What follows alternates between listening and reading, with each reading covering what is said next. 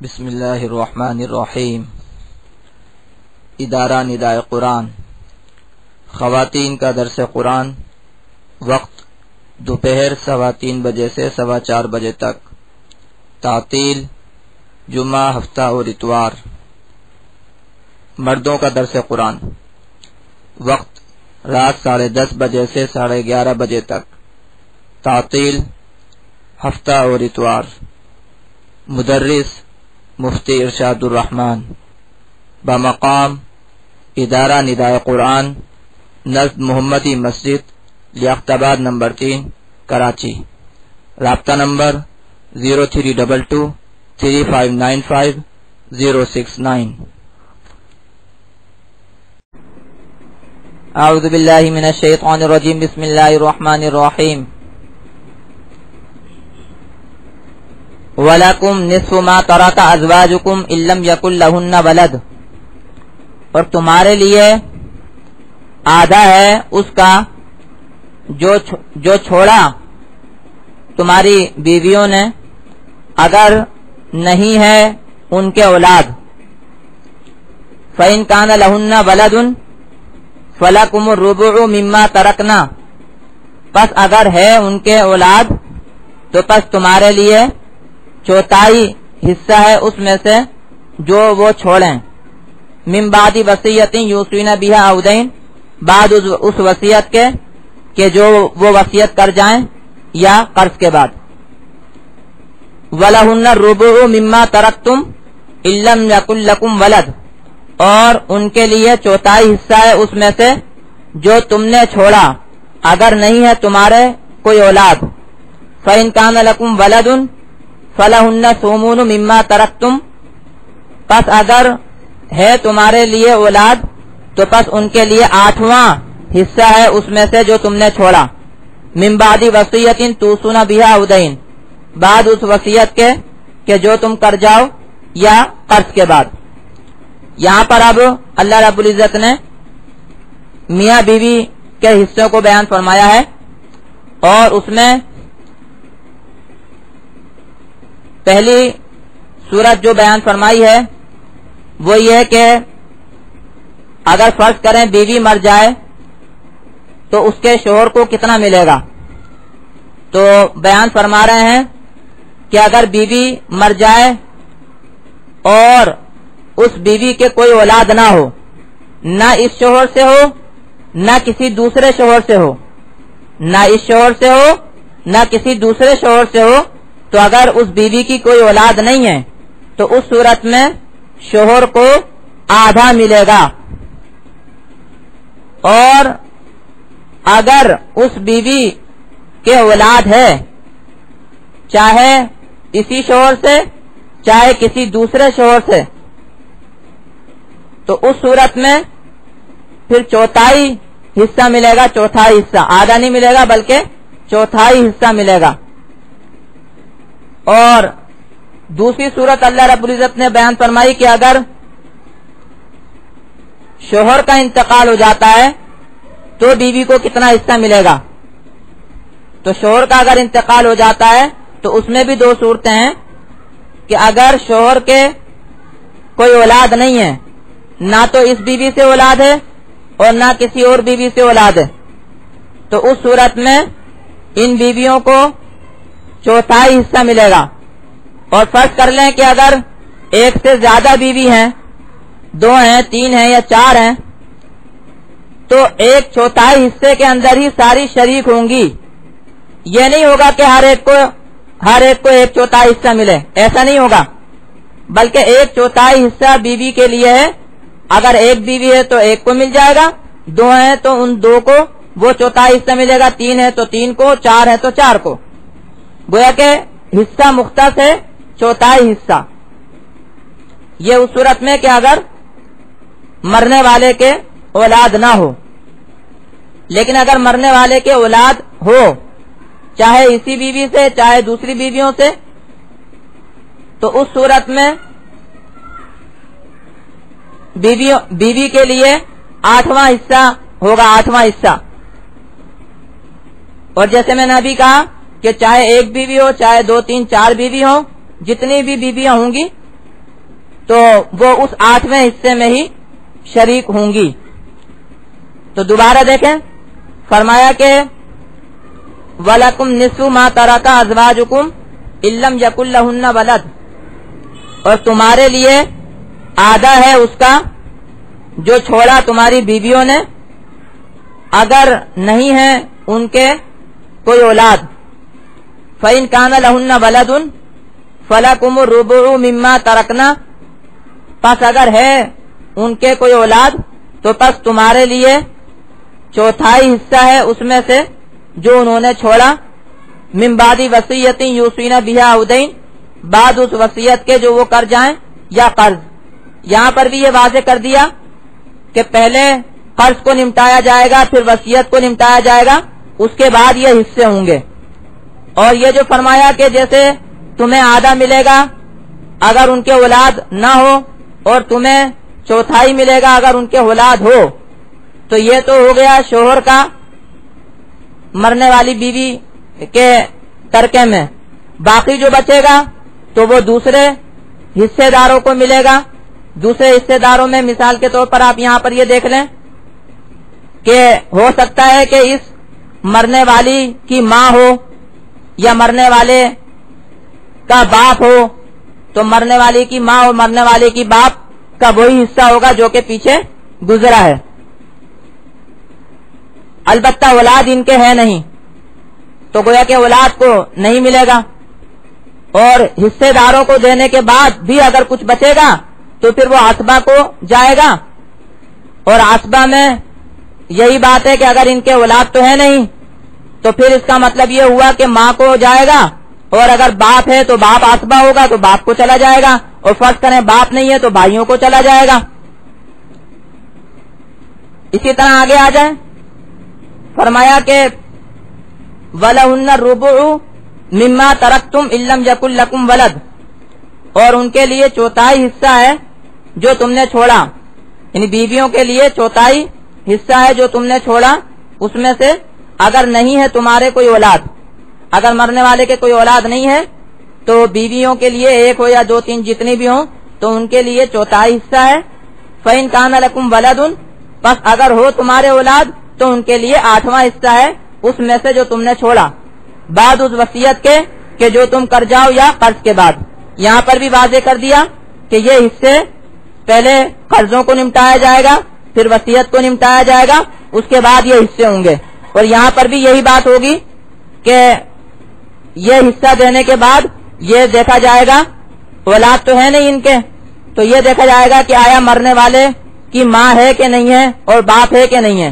اگر فرض کریں مرنے والے کی ماں ہے تو ماں کو وہ حصہ جائے گا جو پیچھے ذکر ہوا, اور باپ جو ہے وہ عصبہ ہو جائے گا تو باپ کو باقی سارا چلا جائے گا. اور فرض کرنے کے مرنے والے کا اگر باپ نہیں ہے تو اس صورت میں دیکھا جائے گا کہ بھئی اگر بھائی ہیں تو بھائی عصبہ ہوں گے تو بھائیوں کو چلا جائے گا. آگے فرماتے ہیں کہ وَإِن كَانَ رَجُلٌ يُورَثُ كَلَالَةً أَوِ امْرَأَةٌ وَلَهُ أَخٌ أَوْ أُخْتٌ فَلِكُلِّ وَاحِدٍ مِّنْهُمَا السُّدُسُ. میاں بیوی کے حصے کا بیان ہو گیا.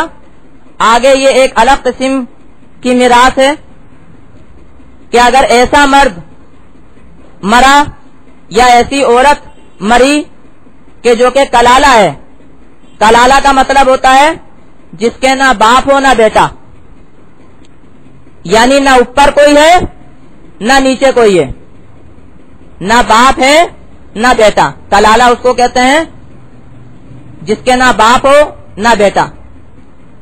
وَإِن كَانَ رَجُلٌ يُورَثُ كَلَالَةً أَوِ امْرَأَةٌ, اور اگر ہو مرد کہ جس کی میراث لی جاتی ہے اگر وہ مرد ہو کلالہ یعنی کہ نہ اس کا باپ ہو نہ بیٹا, أَوِ امْرَأَةٌ, یا ہو ایسی کوئی عورت, کوئی مرد ایسا ہو یا کوئی عورت ایسی ہو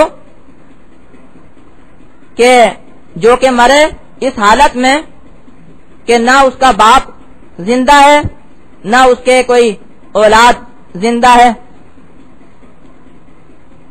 لیکن وَلَهُ أَخٌ أَوْ أُخْتٌ, اس حال میں کہ اس کا بھائی ہے یا بہن ہے. باپ بیٹا تو نہیں ہے لیکن بھائی یا بہن ہے. تو یہاں پر ایک وضاحت میں کر دوں کہ یہ جو بھائی اور بہن فرمایا یہاں پر، تو یہاں پر یہ سمجھ لیں کہ 3 قسم کے بھائی بہن ہوتے ہیں اور ان کی میراث پھر اسی حساب سے ہوتی ہے. اس لیے پہلے یہاں پر یہ بات سمجھ لیں. ایک تو بھائی بہن وہ ہوتے ہیں جو سگے کہلاتے ہیں، اردو میں ان کو سگے کہتے ہیں، یعنی ماں شریک بھی باپ شریک بھی، ماں شریک بھی باپ شریک بھی. جیسے عام طور سے ہوتے ہیں کہ ان کی ماں بھی وہی ہے، یعنی ماں بھی ان بہن بھائیوں کی ایک ہی ہے، وہی ہے، اور بھائی باپ بھی وہی ہے. ایسے بھائی بہن جن کے ماں باپ ایک ہی ہوں وہ سگے کہلاتے ہیں ہماری اردو میں. عربی میں ان کو کہتے ہیں عینی، عربی میں کہتے ہیں آئینی، آئینی عربی میں کہتے ہیں آئینی، آئینی بھائی بہن. اردو میں کہتے ہیں سگے بھائی بہن. اور دوسرے قسم کے ہوتے ہیں ستیلے. تو ستیلے میں پھر دو قسمیں ہوتی ہیں. وہ ایک وہ بھائی بہن جو کہ ماں شریک ہو، یعنی جن کی ماں ایک ہو، باپ الگ الگ ہو، ماں ایک ہو. عربی میں اس کو کہتے ہیں اخیافی. اور یہاں پر جو حصہ بیان ہوا ہے وہ انہی کا بیان ہوا ہے. اور تیسری قسم ہوتی ہے ستیلوں کی اللاتی، عربی میں کہتے ہیں اس کو، یعنی باپ شریک بھائی بہن، ماں الگ الگ ہے. ایسے بھائی بہن کہ ماں الگ الگ ہے، باپ ایک ہے. اب یہاں پر جو بیان ہو رہا ہے وہ مرنے والے کے اخیافی بھائی بہن کا بیان ہو رہا ہے. مرنے والے کے اخیافی یعنی کہ ماں شریک بھائی بہن، یعنی مرنے والے کہ یہ جو بھائی بہن ہیں تو باپ ان کا الگ الگ ہے، باپ ان کا الگ الگ ہے لیکن ماں ان کی ایک ہے. یہ جو مرنے والا ہے اور اس کے جو بھائی بہن ہیں تو یہ ماں شریک ہے، ماں ان کی ایک ہے، باپ الگ الگ ہے. تو ان کا حصہ یہاں پر بیان ہو رہا ہے. اور وہ کیا بیان ہو رہا ہے کہ اگر ایک ہیں، ایک بھائی ہے یا ایک بہن ہے، تو فَلِكُلِّ وَاحِدٍ مِّنْهُمَا السُّدُسُ، تو ان میں سے ہر ایک کے لیے چھٹا حصہ ہے. فرض کر لیں ایک بھائی ہے تو اس کو چھٹا حصہ مل جائے گا. فرض کر لیں ایک بہن ہے تو اس کو چھٹا حصہ مل جائے گا. فرض کر لیں کہ ایک بھائی ہے اور ایک بہن ہے، دونوں ہیں، تو اس صورت میں ہر ایک کو چھٹا حصہ ملے گا. ایسا نہیں ہوگا کہ چھٹے حصے میں دونوں شریک ہوں، ایسا نہیں ہوگا، بلکہ ہر ایک کے لیے چھٹا حصہ ہوگا.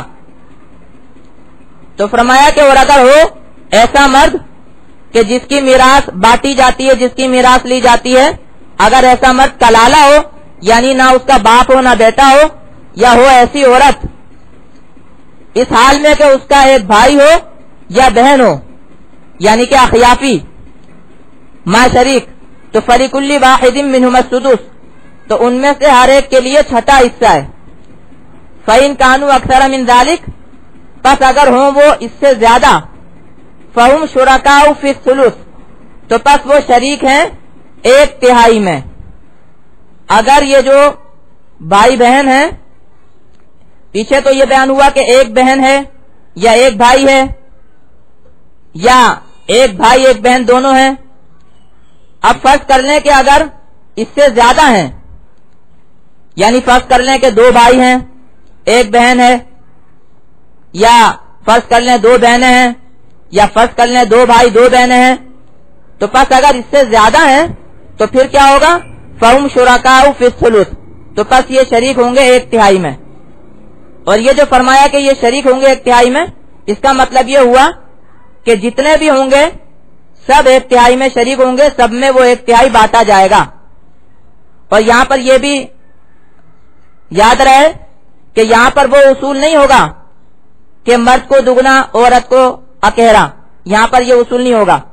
یہاں پر مردوں عورتوں سب کو، یعنی کہ بہن بھائی سب کو یہاں پر برابر حصہ ملے گا 1/3 میں، وہ سب شریک ہوں گے. تو فرمایا کہ فَإِن كَانُوا أَكْثَرَ مِن ذَلِكَ، تو یہ اخیافی بھائی بہن یعنی ماں شریک بھائی بہن اس شخص کے کہ جو اس حالت میں مرا کہ نہ اس کے باپ ہے نہ اس کا بیٹا وغیرہ.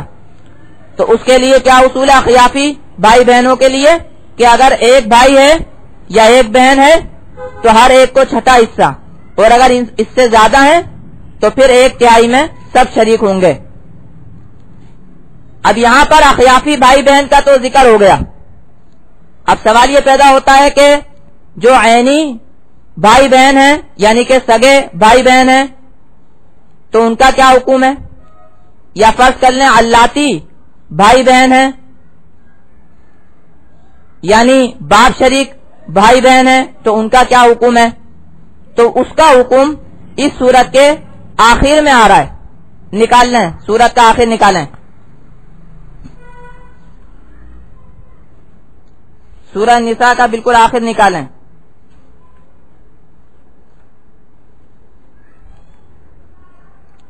یستفتونک قل اللہ یفتیکم فی الکلالہ، وہ پوچھتے ہیں آپ سے، آپ کہہ دیجئے اللہ تعالیٰ بتلاتا ہے تم کو کلالہ کے بارے میں کہ ان امرؤ ہلک لیس لہ ولد ولہ اخت فلہا نصف ما ترک، کہ آدمی اگر مرے اس حال میں کہ نہیں ہے اس کے اولاد، اس حال میں کہ اس کے ایک بہن ہے تو پس اس کے لیے آدھا ہے اس کا جو اس نے چھوڑا. وَهُوَ يَرِثُهَا إِن لَّمْ يَكُن لَّهَا وَلَدٌ، اور وہ وارث ہوتا ہے اگر نہ ہو اس کے اولاد. فَإِن كَانَتَا اثْنَتَيْنِ، پس اگر وہ دو ہوں یعنی وہ جو بہنیں ہیں وہ اگر دو ہوں تو فَلَهُمَا الثُّلُثَانِ مِمَّا تَرَكَ، تو پس ان کے لیے 2/3 ہے اس میں سے جو انہوں نے جو اس مرد نے چھوڑا. وَإِن كَانُوا إِخْوَةً رِجَالًا وَنِسَاءً، اور اگر ہوں وہ بھائی مرد اور عورتیں یعنی بھائی بہن ہوں تو فَلِلذَّكَرِ مِثْلُ حَظِّ الْأُنثَيَيْنِ، تو پس مرد کو 2 عورتوں کے حصے کا جتنا ملے گا. یہاں پر اللہ رب العزت نے جو بیان فرمایا واضح طور پر سمجھ میں آ رہا ہے کہ یہ بالکل اسی طرح ہے جیسا کہ اگر فرض کریں کہ آدمی اس حالت میں مرے کہ اس کی اولاد ہو، جس طرح پیچھے گزرا ہے، پیچھے دوبارہ دیکھ لیں کہ جس طرح پیچھے گزرا ہے کہ اگر مرنے والے کی ایک بیٹی ہو تو اس کو آدھا ملتا ہے، اگر مرنے والے کی 2 یا 2 سے زیادہ بیٹیاں ہوں تو ان کو 2/3 ملتا ہے، اور اگر مرنے والے کی بیٹیاں بھی ہیں بیٹے بھی ہیں تو جیسے میں نے بتایا تھا کہ وہ بیٹیاں بھی بیٹے کی وجہ سے عصبہ ہو جاتی ہیں، اور پھر اس طریقے پر میراث تقسیم ہوتی ہے کہ ایک مرد کو ایک عورت کے دگنا حصہ ملتا ہے. تو گویا کہ اب یوں سمجھ لیں کہ مرنے والا مرا اس حال میں کہ اس کے اولاد نہیں ہے، اس کے باپ نہیں ہے، اس کا باپ موجود نہیں ہے، اس کے اولاد نہیں ہے، لیکن اس کے سگے بھائی بہن ہیں. تو اگر فرض کر لیں کہ اس کی ایک ہی سگی بہن ہے تو اس کو آدھا ملے گا، اور فرض کر لیں کہ اگر اس کی 2 یا 2 سے زیادہ سگی بہنیں ہیں تو ان کو 2/3 ملے گا، اور فرض کر لیں کہ اگر بھائی بہن دونوں قسم کے ہیں یعنی ہیں تو وہی سگے لیکن بھائی بھی ہیں بہن بھی ہیں، تو اس صورت میں پھر ساری میراث بھائی بہن میں تقسیم ہوگی، اور اس اصول کے تحت ہوگی کہ مرد کو دگنا عورت کو اکہرا. اور اسی طریقے پر یہ جیسے میں نے بتایا کہ سگے جو ہیں ان کی یہ میراث ہے، تو جو علاتی ہیں یعنی جو باپ شریک ہیں ان کی بھی یہی ہے، لیکن اس صورت میں کہ اگر یہ عینی نہ ہو، اگر سگے نہ ہو تو اگر سگے ہوں گے تو سارا سگوں کو چلا جائے گا، اگر سگے ہوں گے تو سارا سگوں کو چلا جائے گا، عینی کو چلا جائے گا سارا. لیکن اگر عینی نہ ہو تو پھر علاتی کو ملے گا۔ گویا اللہ رب العزت نے جو ماں شریک بھائی بہن ہیں ان کے لیے تو حصہ مقرر کر دیا، اور جو ماں باپ شریک ہیں ان کے لیے بھی اللہ رب العزت نے حصہ مقرر کیا، لیکن وہ جیسے اولاد کا حصہ ہوتا ہے اس طریقے پر مقرر کیا ہے۔ تو دیکھیں اس کو دوبارہ پڑھ رہا ہوں۔ فرمایا کہ وَإِن كَانَ رَجُلٌ يُورَثُ كَلَالَةً أَوْ امْرَأَةٌ، اور اگر ہو مرد کہ جس کی میراث لی جاتی ہے کلالہ یعنی کہ جس کے نہ باپ ہو نہ بیٹا، اب امراتن یا ہو ایسی کوئی عورت، وَلَهُ أَخٌ أَوْ أُخْتٌ اور ہو اس کے بھائی یا بہن، تو فَلِكُلِّ وَاحِدٍ مِّنْهُمَا السُّدُسُ تو پس ان میں سے ہر ایک کے لیے چھٹا حصہ ہے۔ فَإِن كَانُوا أَكْثَرَ مِن ذَلِكَ پس اگر ہوں وہ اس سے زیادہ، فَهُمْ شُرَكَاءُ فِي الثُّلُثِ تو پس وہ شریک ہیں ایک تہائی میں، مِن بَعْدِ وَصِيَّةٍ يُوصَىٰ بِهَا أَوْ دَيْنٍ بعد اس وصیت کے کہ جو وصیت کی جاتی ہے، او دین یا قرض کے بعد، غیر مضار ضرر نہ دیا جائے، تکلیف نہ دیا جائے، کسی کو بھی کوئی پریشان نہ کیا جائے، سب کو جس کا جو حصہ بنتا ہے اسی حساب سے دیا جائے۔ وصیۃ من اللہ اللہ کی جانب سے مقرر کردہ، اللہ کی جانب سے وصیت۔ میں نے وصیت کا معنی پہلے یوصیکم اللہ کے اندر بھی وضاحت کی تھی کہ گویا تاکیدی الفاظ ہیں، میں نے وہاں پر اچھی طرح اس کی تشریح کی تھی۔ تو وصیۃ من اللہ اللہ کی جانب سے وصیت، واللہ علیم حلیم اور اللہ تعالیٰ ہے جاننے والا تحمل والا، اللہ تعالیٰ جاننے والا ہے، اللہ کو سب معلوم ہے کس کے لیے کون سا حصہ کیسا حصہ بہتر ہے، اللہ نے اسی حساب سے مقرر کر دیا ہے، اور اللہ تعالیٰ یہ بھی جانتا ہے کہ کون اس پر عمل درآمد کر رہا ہے کون اس پر عمل درآمد نہیں کر رہا، اور اللہ تعالیٰ بردبار ہے، اللہ کو معلوم ہے کہ اس میں لوگ ناانصافی کرتے ہیں، لوگ ناانصافی کرتے ہیں، جائیداد دبا لیتے ہیں، رقم دبا لیتے ہیں، دوسرے کا حصہ ہڑپ کر لیتے ہیں، لیکن اللہ تعالیٰ فوری سزا نہیں دیتے، اللہ تعالیٰ فوری سزا نہیں دیتے، اللہ تعالیٰ حلیم ہے، بردبار ہیں، تحمل والے ہیں۔ اور یہ لفظ اللہ رب العزت نے اپنے لیے بھی استعمال فرمایا، اور اس سے گویا انسانوں کو بھی ترغیب دی ہے کہ اس قسم کے معاملات کے اندر تحمل سے اور بردباری سے کام لینا چاہیے۔ آپ کو معلوم ہے مالی معاملات ہوتے ہیں، میراث کے معاملات ہوتے ہیں، اس سے دشمنیاں پیدا ہوتی ہیں، لڑائی جھگڑے پیدا ہوتے ہیں، قتل و غارت گریاں اس سے ہوتی ہیں، بڑی وجہ ہوتی ہے یہ قتل و غارت گری کی۔ اللہ رب العزت نے یہاں پر اپنی صفت حلیم کا ذکر فرمایا، جس کا مطلب یہ ہوا کہ اللہ تعالیٰ بھی جلدی سزا نہیں دیتے، اللہ تعالیٰ بھی جلدی سزا نہیں دیتے، موقع دیتے ہیں کہ کب سدھر جائے اور دوسرے کا حصہ دے دے، لیکن اگر دوسرے کا حصہ نہیں دے گا تو پھر اللہ تعالیٰ دنیا میں بھی پکڑ کر سکتے ہیں اور آخرت میں تو پکڑ ہوگی۔ تو اسی طریقے پر گویا انسانوں کو بھی اس بات کی ترغیب ہے، مسلمانوں کو بھی اس بات کی ترغیب ہے کہ اگر کوئی ان کا حصہ بنتا ہے تو بردباری سے کام لیں، سمجھداری سے کام لیں۔ امید ہے کہ اللہ تعالیٰ دنیا ہی میں دلوا دے، لڑائی جھگڑے سے اور زیادہ بدمزگی پیدا ہوتی ہے، پریشانیاں جو ہے وہ پیدا ہوتی ہیں۔ تو فرمایا واللہ علیم حلیم اور اللہ تعالیٰ جاننے والا تحمل والا ہے۔ تلک حدود اللہ یہ اللہ کی حدیں ہیں، حد کہتے ہیں باڑ کو، حد کہتے ہیں باڑ کو، ایک حد جو مقرر کی جاتی ہے اس کو، تو یہ اللہ تعالیٰ کی حدیں ہیں، یعنی اللہ تعالیٰ کے احکامات ہیں۔ اللہ تعالیٰ نے حد باندھ دی ہے کہ بھائی اس کا اتنا حصہ ہے، اس کا اتنا حصہ ہے، تو اللہ تعالیٰ نے یہ حد باندھ دی ہیں، یہ اللہ کی حدیں ہیں۔ آگے اللہ رب العزت فرماتے ہیں کہ وَمَن يُطِعِ اللَّهَ وَرَسُولَهُ يُدْخِلْهُ جَنَّاتٍ تَجْرِي مِن تَحْتِهَا الْأَنْهَارُ خَالِدِينَ فِيهَا وَذَلِكَ الْفَوْزُ الْعَظِيمُ۔ اصل کامیابی یہ میراث کی کامیابی نہیں ہے، اصل کامیابی میراث حاصل ہونے کی کامیابی نہیں ہے، اصل کامیابی جنت کی کامیابی ہے، جنت میں داخل ہونے کی کامیابی ہے، جو کہ ملتی ہے اللہ تعالیٰ کی اور اس کے رسول کی اطاعت سے۔ یہاں اللہ تعالیٰ اور اس کے رسول کی اطاعت کی ترغیب دی، عام اطاعت کی بھی اور خاص طور سے میراث کے مسائل میں بھی اطاعت کی بھی۔ تو فرمایا اور جو کوئی اطاعت کرے اللہ کی اور اس کے رسول کی، اللہ تعالیٰ داخل کرے گا اس کو باغات میں جن کے نیچے چلتی ہیں نہریں، خالدین فیہا ہمیشہ رہیں اس میں۔ یہ جو میراث ہے یہ میراث تو دنیاوی معاملہ ہے، دنیا تو ایک نہ ایک دن ختم ہونی ہے، قیامت آنی ہے، اور ویسے بھی میراث بھی کتنے دن چلے گی، لیکن یہ جو جنات ہیں باغات ہیں یہ ہمیشہ ہمیشہ کے لیے، ہمیشہ ہمیشہ اس میں رہنا ہوگا. وذالک الفوز العظیم، یہ بڑی کامیابی. میراث کا ملنا کوئی بڑی کامیابی نہیں ہے، کسی کی میراث ہڑپ کر جانا کوئی بڑی کامیابی نہیں ہے. یہ بڑی کامیابی کہ اللہ اور اس کے رسول کی اطاعت کی جائے اور اس کے بدلے میں جنت مل جائے. فرمایا کہ جو کوئی اطاعت کرے اللہ کی اور اس کے رسول کی. یہاں جیسے میں نے کہا کہ اللہ رب العزت نے اپنی اور اپنے رسول کی اطاعت کی ترغیب دی ہے، کیونکہ میراث کے معاملے میں بہت گڑبڑی ہوتی ہے اور اللہ اور اس کے رسول کی اطاعت نہیں کی جاتی ہے. تو یہاں پر اللہ رب العزت نے اللہ اور اس کے رسول کی اطاعت کی ترغیب دی اور اس کا بدلہ بھی بیان فرمایا.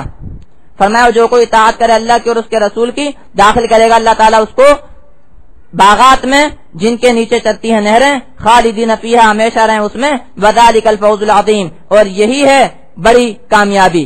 اور اس کے برخلاف ومن یعص اللہ ورسولہ، اور جو کوئی نافرمانی کرے اللہ اور اس کے رسول کی، ویتعد حدودہ، اور اس کی حدود کو پھلانگے، اور اس کی حدود کو پھلانگے، اس سے تجاوز کرے. یہاں پیچھے اللہ رب العزت نے میراث کے جو مسائل بیان کیے اس کے اندر کیا فرمایا؟ تلک حدود اللہ، یہ اللہ کی حدیں ہیں. تو گویا جو ان حدوں کو پھلانگے گا، جو ان احکامات پر عمل نہیں کرے گا، تو یدخلہ نارا، اللہ تعالیٰ اس کو داخل کرے گا آگ میں، خالدن فیہا، ہمیشہ رہیں اس میں. یہاں دنیا میں تو چند روزہ اس میراث کو ہڑپ کر سکتے ہیں، چند روزہ اس سے فائدہ اٹھا سکتے ہیں، لیکن آخرت میں اس کی وجہ سے آگ ملے گی ان کو.